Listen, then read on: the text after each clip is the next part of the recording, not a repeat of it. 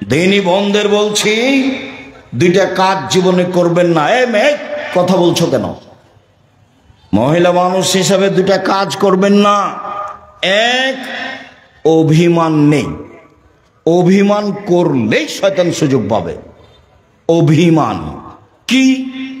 দিনাজপুর স্বপ্নপুরী নিয়ে গেল না দেখতে, অভিমান। একদিন জামিয়া সালাফিয়া সম্মেলনে রাজশাহী নিয়ে গেল না, এর নাম অভিমান। অভিমান করলেই শয়তান সুযোগ পাবে। দুই, প্রতিবাদ। তোমার মা কেন এই কথা বললো, তোমার বাপ কেন এই কথা বললো, তোমার ভাই কেন এই কথা বললো, তুমি কেন এই কথা বললে? প্রতিবাদ নেই, জীবন সুন্দর হবে। তুমি যেভাবে রাখবে তাতে আমি খুশি। মোটা কাপড়ে তুমি খুশি তো আমিও খুশি, চিকন কাপড়ে তুমি খুশি তো আমিও খুশি। আমার পক্ষ থেকে কোনো অভিমান নেই, আমার পক্ষ থেকে কোনো অভিযোগ নেই, আমার পক্ষ থেকে কোনো আপত্তি নেই। যা আপনার ভালো তা আমার ভালো। তখন শয়তান চুপটি লেগে চলে যাবে। আর যদি খালি বলেন, হ্যাঁ তুমি আমার এই কথা শোনোনি, তোমাকে তো বলেছিলাম, তোমার এই কথা মানলে না, তখন আপনি তো বললেন তুই এভাবে গরম করে বলছিস কেন কথা? হ্যাঁ বলবো না, তুমি আমার কোনো কথা শোনো না। কোনটা তোর শুনি না, শুনিতে সব, একটাও শোনো না, তোমার সাথেই থাকবো না, থাকিস না, যাও, তালাক দিয়ে দাও, এক্ষুনি তালাক দিয়ে দাও। যা তোকে তালাক দিলাম, এক তালাক, দুই তালাক, 100 তালাক দিলাম। যখন তালাক দেওয়া শেষ হয়েছে তেমনি শয়তান চলে গেছে। ইন্না লিল্লাহি ওয়া ইন্না ইলাইহি রাজিউন। এবার ছেলে যা আছে 3টে, এখন কিন্তু আর শয়তান নেই। বেগুন তুলে খেলে গাছ এখনো আছে, আর মোলার গাছ তুলে খেলে এই গাছটাই শেষ। তালাক দিলে কি হবে? বুদ্ধি শেষ। অন্য পথে যাবেন, তালাকে যাবেন না। অন্য পথে যাবেন, তালাকে যাবেন না। সতর্কতার যে কোনো পথ অবলম্বন করেন, তালাকে গেলেই বিপদ। সম্মানিত দিনী ভাই বোন, আবু হুরায়রা রাদিয়াল্লাহু তাআলা আনহু বলেন, রাসূল সাল্লাল্লাহু আলাইহি সাল্লাম বলেছেন, পৃথিবীর মানুষ শুনে রেখো,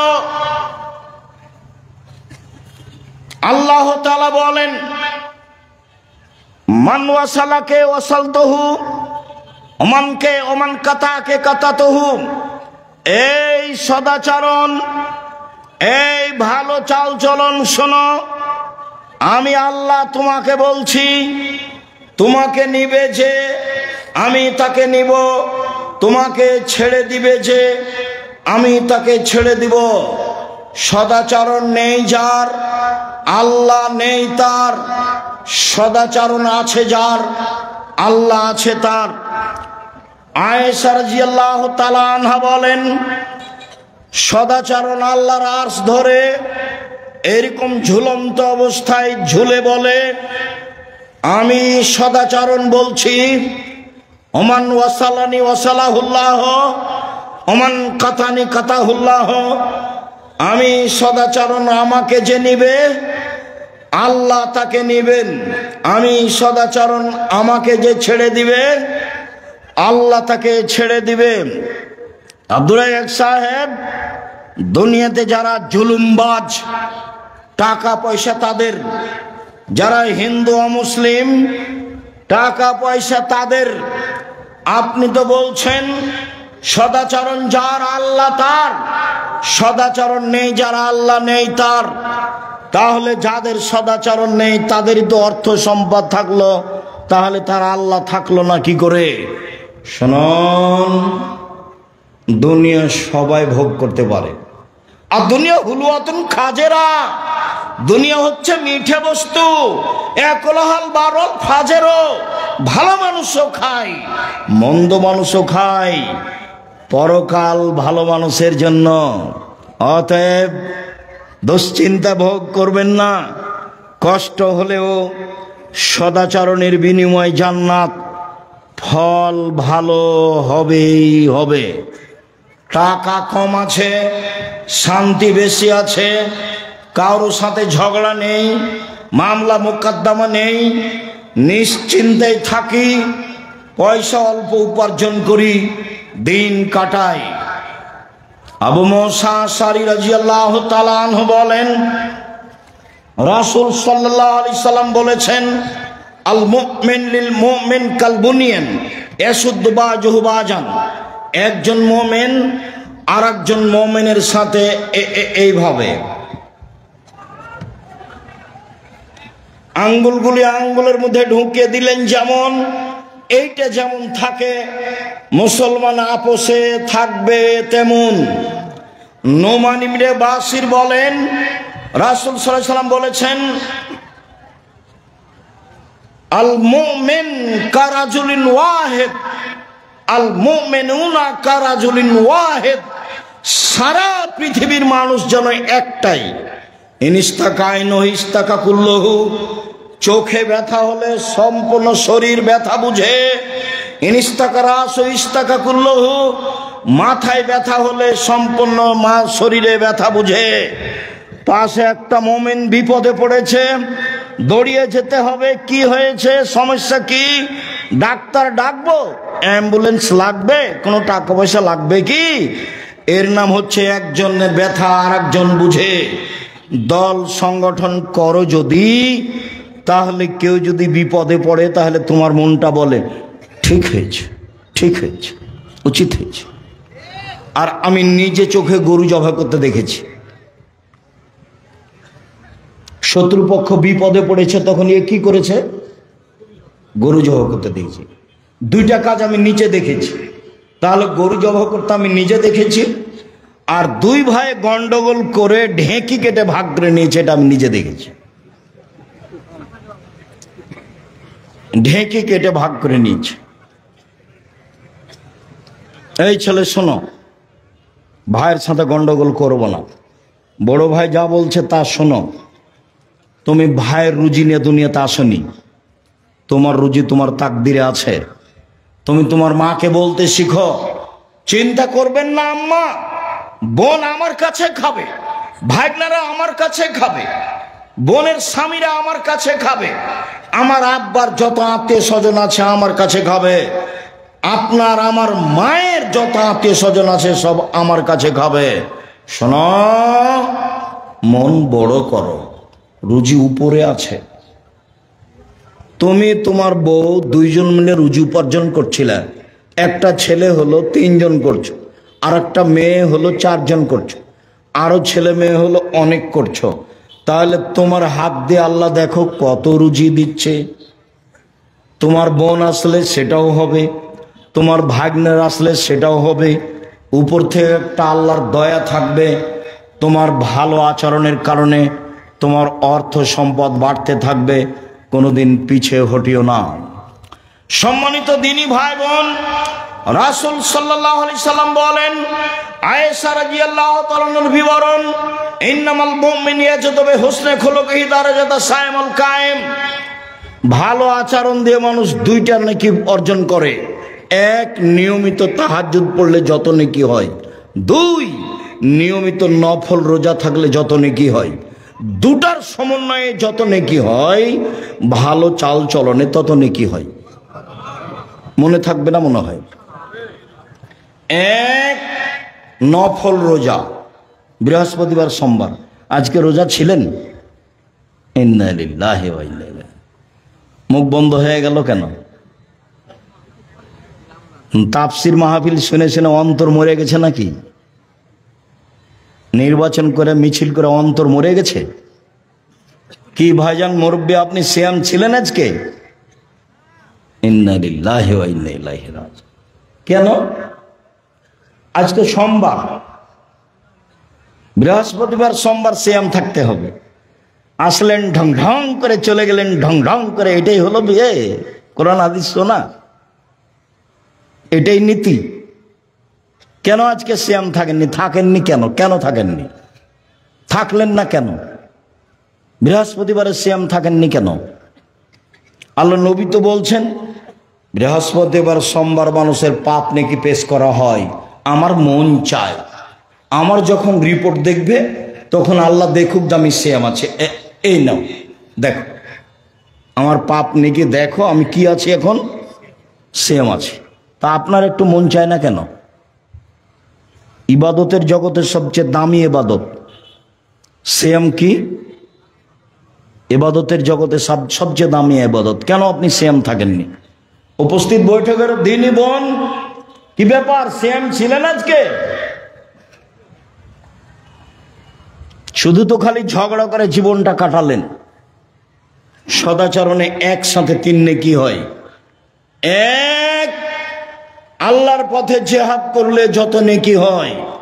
2, নিয়মিত নফল সিয়াম রোজা থাকলে যত নেকি হয়। 3, নিয়মিত তাহাজ্জুদ পড়লে যত নেকি হয়। ভালো চাল চলনে তত নেকি হয়। ভালো চাল চলন কি জিনিস? অবাক কথা নয়? ভালো চাল চলন কি জিনিস? রাসূল সাল্লাল্লাহু আলাইহি সাল্লাম বলেন, ইন্না মিন আহাব্বিকুম ইলাইয়া আহসানুকুম খুলুকান, তোমাদের মধ্যে সবচেয়ে ভালো মানুষ আমার কাছে সেই যার চাল চলন ভালো।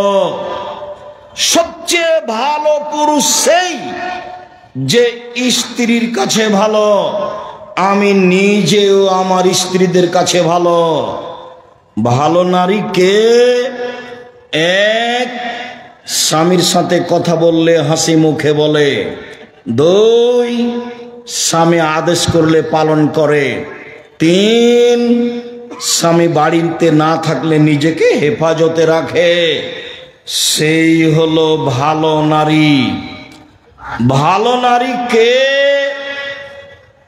1, স্বামীর সাথে চলে প্রেম প্রীতি ভালোবাসা নিয়ে। 2, আল মওলুদ বেশি বেশি সন্তান দিতে পারে। 3, আল মুতিয়াত স্বামীর ব্যথায় ব্যথিত হয়। 4, আল মৌসিয়াত স্বামীর সাথে সব সময় কথাবার্তায় সমস্যায় সুবিধায় একসাথে থাকে। যে 4টে গুণ আছে যার, সেই হলো ভালো নারী। খাদিজার মতো, আয়েশার মতো 1, স্বামীর সাথে ভালোবাসা প্রেম প্রীতিতে থাকে। 2, বেশি বেশি সন্তান দিতে পারে। 3, স্বামী বিপদগ্রস্ত হলে সান্ত্বনা দিতে পারে। 4, স্বামীর সব সময় কথাবার্তায় কাজে অংশগ্রহণ করে। 1 মিনিট, এই ছেলে খেয়াল করো তো দেখি ধরতে পারো কিনা। আল্লাহ নবী গারে হিরাতে ছিলেন, ইবাদত করছিলেন। তো হঠাৎ জিবরাইল এসে চেপে ধরে বলছেন, বলেন ইকরা, পড়েন। তা আমাদের নবী বলছেন পড়তে জানি না। তো জিবরাইল বলছেন পড়েন। তা আমাদের নবী বলছেন আমি পড়তে জানি না। তো জিবরাইল বলছেন পড়েন। তা আমাদের নবী বলছেন আমি পড়তে জানি না। চেপে ধরে বলছেন পড়েন, ইকরা বিসমি রাব্বিকাল্লাযী খালাক, খালাকাল ইনসানা মিন আলাক। এই অবস্থা দেখে আল্লাহর নবী তাড়াহুড়ো করে ঘরে এসে বলছেন, খাদিজা জাম্মিলুনি জাম্মিলুনি খাসিতু আলা নাফসি, আমাকে কম্বল দিয়ে জড়িয়ে ধরো খাদিজা, আমি মনে হয় মরেই যায় নাকি, আমি খুব বিপদগ্রস্ত। তখন উত্তরে কি বলছেন দেখেন, আর আপনার বউ কি বলবে সেটা আপনাকে দেখাবো। 1, কাল্লা, কখনো নয়, অসম্ভব, হতে পারে না, আপনার বিপদ আসতে পারে না। কাল্লা, কখনো নয়, অসম্ভব, হতে পারে না, আপনার বিপদ আসতে পারে না। আল্লাহে, আল্লাহর কসম, আল্লাহে, আল্লাহর কসম, আল্লাহে, আল্লাহর কসম, মাইজিকাল্লাহ, আল্লাহ আপনাকে অপমান করবেন না। কেন? 1, তাসেলুর রাহিমা, আত্মীয়র সাথে সদাচরণ করেন, সদাচরণ, ভালো চাল চলন। 2, তাকসেবুল মাদুমা, যার টাকা পয়সা নেই তাকে সাহায্য করেন। 3, তাহমেলুল কাল্লা, যে কোনো কাজ করতে পারে না তাকে অর্থ সম্পদ দেন। 4, তাকরির জাইফা, মেহমানের মেহমান নওয়াজি করেন, এইসব কাজ আপনি করেন, কখনো আপনার ক্ষতি হবে না। এই কথা খাদিজা বললেন। আর আপনি আপনার স্ত্রীকে যদি বলেন, শোনো খালেদা, ঘটনায় তোমাকে তো বললাম যাও না, তোমাকে তো শতবার বললাম যান, তুমি তো কথা শোনো না, তুমি তো কথা শোনো না, তুমি তো এটা করলে, তোমার কারণে এটা হলো, নেন এবার। এ হলো দুইজনের সংসার। ও এখন বিপদগ্রস্ত, ওকে কিছু বলবে, চিন্তা করবেন না, সমস্যা হবে না ইনশাল্লাহ। আল্লাহকে বলি, আল্লাহ আমাদের সহজ পথ করে দিবেন। এদিকে না গিয়ে বলছে, তুমি তো গেলে জোর করে, তোমাকে তো নিষেধ করলাম, কত তোমাকে বললাম, তুমি ঠিকই হয়েছে, তোমার ঠিকই হয়েছে। এই হলো বউ, মানে বিদ্যাও নাই বুদ্ধিও নেই, অপ্রয়োজনীয় কথা বলে। আপনি আমার খুব কাছের মানুষ, আমি আপনার জন্য এসেছি, আপনাকে আমি মন থেকে ভালোবাসি। কোনো জায়গাতে কষ্ট পেলেও আপনাকে আমি কষ্ট দেওয়ার জন্য এসব কথা বলিনি। বক্তব্য শুনতে এসে যখন আপনি এখন যেমন নিস্তব্ধ আছেন, ভালো লাগে। বক্তব্য চলাকালীন যখন আপনি আপনার প্রয়োজন দেখান, কি প্রয়োজন, পেশাব পায়খানা, কি প্রয়োজন, এক কাপ চা, কি প্রয়োজন, দোকানে একটু ঘোরা, তখন এই স্বভাবকে আমি ঘৃণা করি। আমি তো কোরআন হাদিসের কথা বলছি, আমি তো দিন রাত বলছি, জীবনে আমি অপ্রয়োজনীয় বাক্য বলিনি। তা আপনার এইটুকু ধৈর্য হয় না কেন? নির্বাচন করে, গ্রামের বসবাস করে, মারামারি করে, ঝগড়া করে, আর ওই যে মোবাইলে ওটা কি, ওই যে দুইজনের ঝগড়া, টকশো, ফ্রি ফায়ার, বা আরো ওই যে আছে পাবজি, বা আরো যে ওরা কি বলে, যাই হোক, যেগুলো সব সময় একজন আর একজনের বিরুদ্ধে লড়ছে, ওগুলো দেখে দেখে দেখে স্বভাব একবারে পেশাব পায়খানার মতো হয়ে গেছে। মানে স্বভাব বলে কোনো জিনিসই নেই। 1, 5 ওয়াক্ত সালাত আদায় করবেন, কোনো আপোষ নেই। 2, হালাল রুজি উপার্জন করবেন, নিজে কাজ করি, নিজে খাই, ওখানে বসে গল্প কাটায় করি না। 3, কোরআন তেলাওয়াত করবেন, অল্প হলেও, সূরা ইখলাস হলেও। 4, আড্ডা পিটা চিরদিনের জন্য হারাম।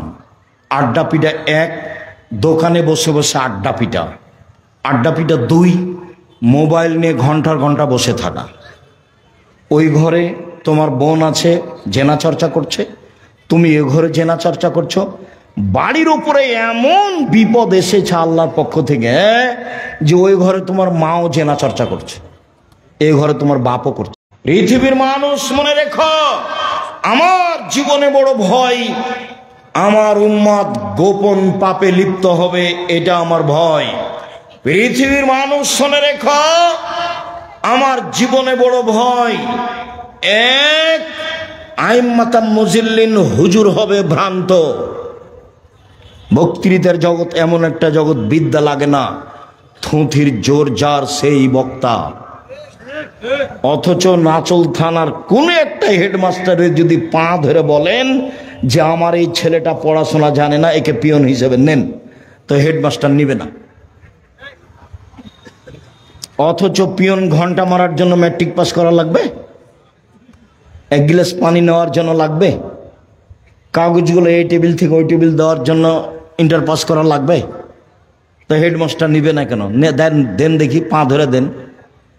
আর বক্তা দেখেন আল্লাহর হস্তে পড়তে জানে না, অথচ বলতে পারে, কি যে বলে ও নিজেও বুঝে না। অথচ জাতির সামনে বাস ভালো খাওয়া, ভালো বিদায়, ভালো সবকিছু, ভালো গাড়ি চলছে। আল্লাহ রাসূল বলছেন, আমার জীবনে বড় ভয় ভ্রান্ত আলেম ওলামা। একবার বলছেন, পৃথিবীর মানুষ শুনে রেখো, এখরজু মিন বাদি আইম্মা, আমার পরে কতগুলি আলেম ওলামা হবে, ইস্তান্নুনা বিগাইরি সুন্নতি ওয়া ইয়াহদুনা বিগাইরি হাদিয়াতি, আমার আদর্শ ছাড়া অন্য আদর্শ ধরে বলবে এটাই রাসূলের আদর্শ, আমার সুন্নাত বাদ দিয়ে অন্য সুন্নাত ধরে নে বলবে এইটাই রাসূলের আদর্শ। ওদের দেখতে লাগবে মানুষ, ওদের অন্তর হলো শয়তানের অন্তর। মাওলানা সাহেবকে দেখতে লাগবে মানুষ, মাওলানা সাহেবের অন্তর হবে শয়তানের অন্তর। হাদিস বুখারী মুসলিম। এ কথা আমি বলিনি, এ কথা মুহাম্মদ সাল্লাল্লাহু আলাইহি ওয়াসাল্লাম বলেছেন। দুই, সাতালতাহিকু কাবাইলুল উম্মতি বিল মুশরিকিন, আমার উম্মত হিন্দুদের সাথে মিশে যাবে। তুমি পূজায় গেলে কেন? জিনিস বিক্রি করতে গেলে কেন? ঘুরতে গেলে কেন? গেছো কেন? এই ছেলে গেলে কেন? যাবা কেন? তোমার স্বভাব কেন তো খারাপ, নিচু কেন? তুমি একবারে এত নিচে নেমে গেছো কেন? ওখানে তুমি গেলে কেন? আমার উম্মত হিন্দুদের সাথে মিশে যাবে। তোমার মোবাইলে দিন রাত বাজনা বাজে কেন? এটা তো হিন্দুদের কাজ।